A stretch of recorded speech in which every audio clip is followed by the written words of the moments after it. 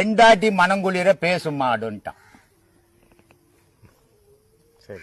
பிழைப்பதற்கு வழி சொன்னால் கேட்க மாட்டான். பெண்டாட்டி மனங்குளிரும் பேசும் மாடு.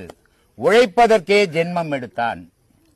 என்ன சொல்றான், அவன் போய் ஊர்ல ஏமாத்தியோ கொள்ளாட்சியோ இல்ல ஓய்ச்சோ எப்படியோ எத்தனும் வந்து போட்டுட்டா அவன் பொண்டாட்டி சொல்லணும் உன்ன மாதிரி புருஷன் இல்லன்னு சொல்லிட்டு அதுக்காக அவன் உயிர் வாழ்ந்துருக்கிறான்.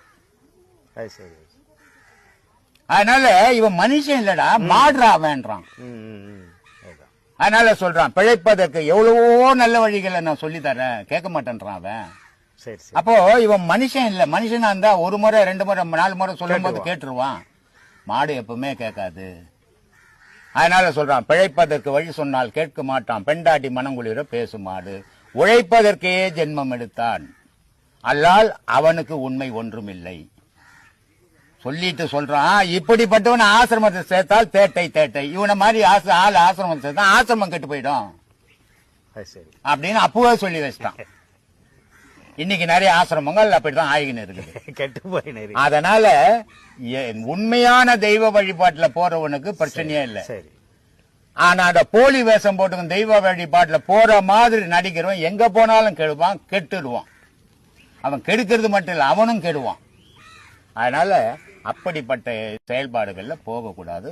எப்படிப்பட்ட வால்மீகியை விடவே ஒரு கெட்டவன் இருக்க முடியாது. போற வரவனெல்லாம் கொள்ளடிச்சே வாழ்க்கையை நடத்தவன் ராமாயணமே எழுதிட்டான். அதனால கெட்டவன் கெட்டவனா தான் இருப்பான்னு சொல்லிட முடியாது. கெட்டவனும் நல்லவனா மாற 1000 வாய்ப்புகள் உண்டு. அந்த வாய்ப்புகளை பயன்படுத்தி அவன் மாறணும்.